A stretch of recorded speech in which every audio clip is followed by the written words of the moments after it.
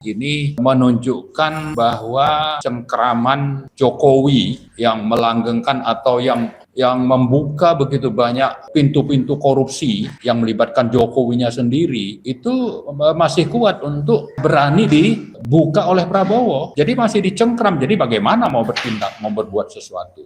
Lebih dari 10 kasus-kasus besar yang bisa ditunjukkan oleh Prabowo bahwa dia serius ingin menuntaskan kasus itu. Tapi kalau dengan ucapan dengan pernyataan mau damai, ini saya kira ya retorika dan omon-omon saja, dan kita tidak banyak berharap.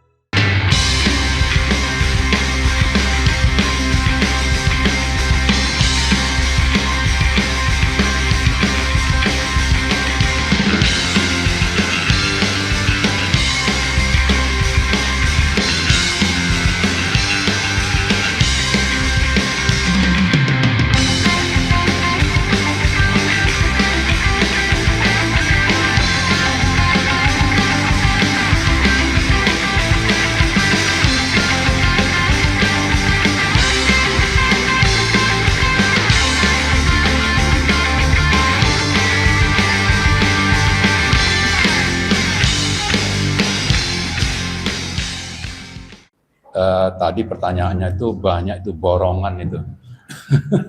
Jadi saya harus bahas bagaimana. Oke, sebelum tadi kaitannya dengan ekonomi dan tambang mungkin ya, fokusnya ke sana, ekonomi dan tambang. Saya ingin sedikit menyambung yang disebut Pak Abdullah terkait korupsi ya. Hanya ingin memberikan pendapat saya tentang sikap Prabowo itu. Bahwa saya lebih yakin pernyataan-pernyataan tentang korupsi itu lebih kepada retorika, bukan kepada rencana yang didasarkan pada tekad yang kuat, bukan. Ya, retorika bahwa nanti dengan begitu ingin ditunjukkan kepada publik beliau akan melakukan ini, menangkap itu, ya mau katanya sampai ke kutub gitu ya, ngejar. Tapi yang di depan mata aja itu sudah cukup buktinya tidak dilakukan apa-apa begitu ya. Nah, jadi hanya retorika. Yang kedua, saya melihatnya ini menunjukkan bahwa cengkeraman Jokowi yang melanggengkan atau yang membuka begitu banyak pintu-pintu korupsi yang melibatkan Jokowinya sendiri itu masih kuat untuk berani dibuka oleh Prabowo. Jadi masih dicengkram. Jadi bagaimana mau bertindak, mau berbuat sesuatu? Yang ketiga, saya khawatir bahwa Prabowo sendiri tersandra kasus-kasus korupsi. Karena itu ya coba saja misalnya ada yang nantang, Anda mau buka kasus ini, kasus Anda nanti saya buka gitu. Maka dia akhirnya tidak berani melakukan apa-apa. Jadi 3 hal itu saya kira perlu menjadi catatan kita. Hanya retorika, masih dicengkram oleh Jokowi, lalu ada kasus yang membuat Prabowo itu tersandra untuk berani mengusut kasus-kasus korupsi besar misalnya. Dan itu sangat banyak ya, masalah misalnya Blok Medan, masalah korupsi yang dibabel soal timah misalnya yang nilainya ratusan triliun, tapi yang dijadikan saya kira cuma tumbal aja itu ya. Tumbal juga cuma dihukum 6,5 tahun, sementara yang di belakangnya ini siapa misalnya. Ya kan, ada penyeludupan nikel misalnya. Orang menengarai ini ada keterlibatan dari Kapolri, ya Sigit misalnya, tapi itu nggak jelas ujungnya seperti apa. Sama juga nikel ini melibatkan misalnya tim suksesnya Jokowi waktu Pilpres. Ini juga tidak jelas kelanjutan. Nah, karena itu saya kira di samping bahwa KPK-nya harus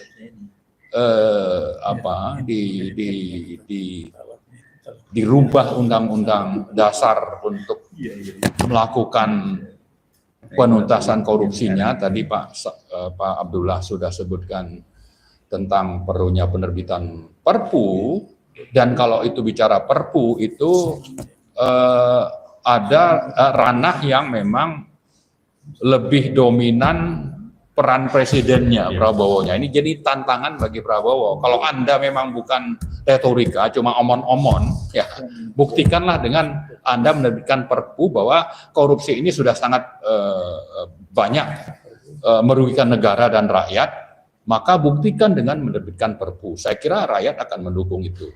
Karena kalau diproses dengan adanya amandemen undang-undang di DPR itu di samping panjang, saya kira nanti intervensi oligarki itu akan masih akan sangat kuat untuk supaya itu akhirnya tidak jadi dirubah. Tapi kalau Perpu sepanjang presidennya tidak omon-omon itu bisa dilakukan. Kemudian juga soal tadi yang saya sebut itu daftarnya sangat banyak ya.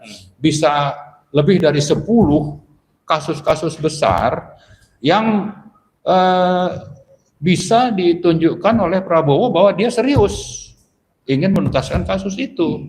Tapi kalau dengan ucapan dengan pernyataan mau damai, ini saya kira ya retorika dan omon-omon saja, dan kita tidak banyak berharap.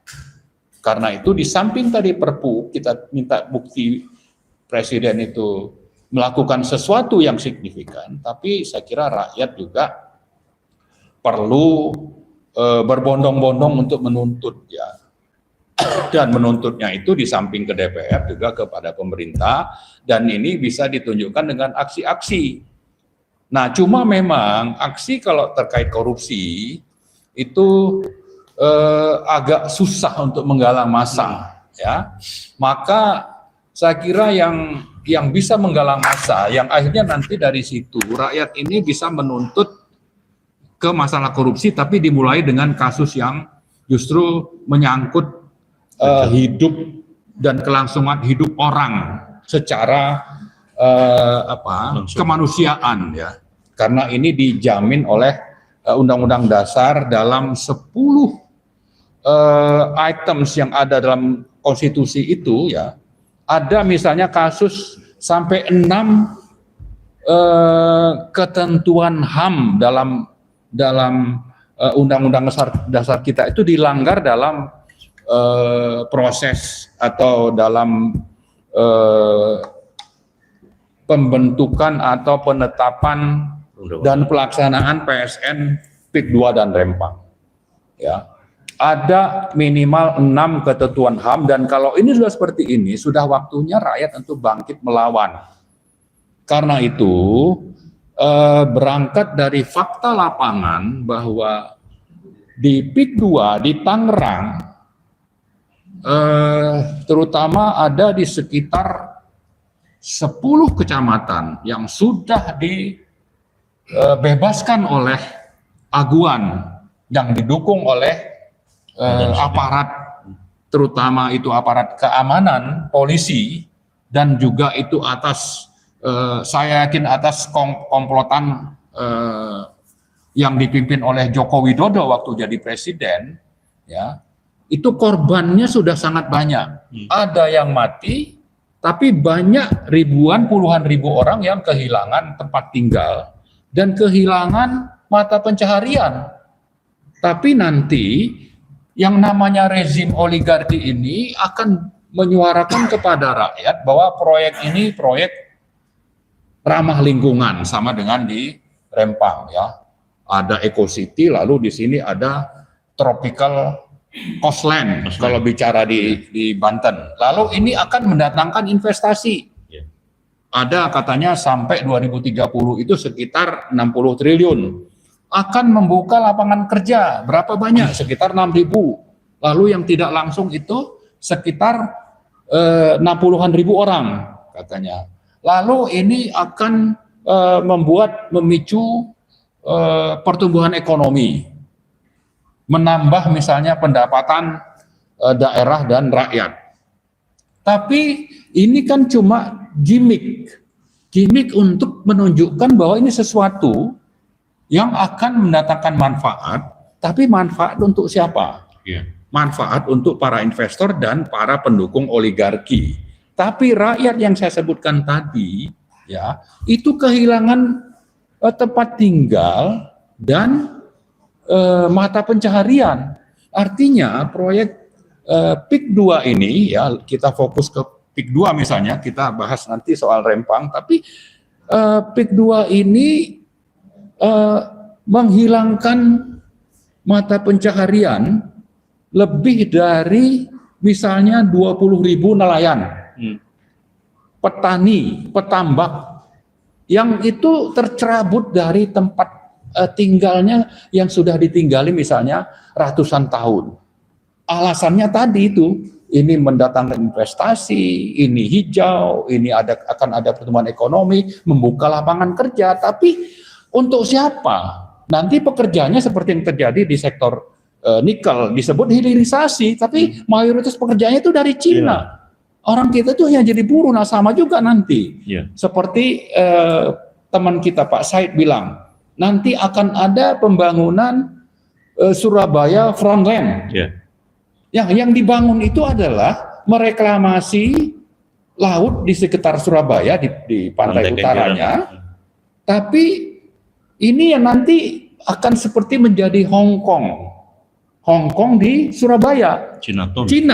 Chinatown. Nanti orang kitanya itu hanya jadi pekerja yang di Surabaya itu. Sama ini dibersihkan, ya, lahan yang ada di utara Kabupaten Tangerang itu sampai nanti Serang itu juga ada kecamatan yang dibebaskan, dibersihkan dari orang-orang pribumi untuk nanti jadi pekerja kasar, dan tidak dipedulikan bahwa mereka diusir dari sana, tempat tinggalnya seperti apa, lapangan pekerjaannya seperti apa. Sama juga dengan di Rempang, Eco City katanya. Tapi yang nanti datang, yang dapat keuntungan besar itu ya si oligarki, konglomerat, lalu nanti pendatang dari Cina sana. Sementara kitanya ini, pribuminya itu tersingkirkan. Disebutkan bahwa ini akan buka lapangan kerja untuk siapa? Ya, lalu kalau memang dipindahkan, ya cari dulu tempat tinggal penggantinya, tidak dipaksa, tidak dipaksa dan ditindas. Nah, yang adalah penindasan ala VOC, dan itu sudah terjadi dan kita punya bukti yang sangat banyak. Nah, bicara PSN misalnya, yang dikasih kesempatan atau dikasih status PSN itu hanya 1.756 hektar. Tapi yang dibebaskan itu puluhan ribu hektar ke arah barat.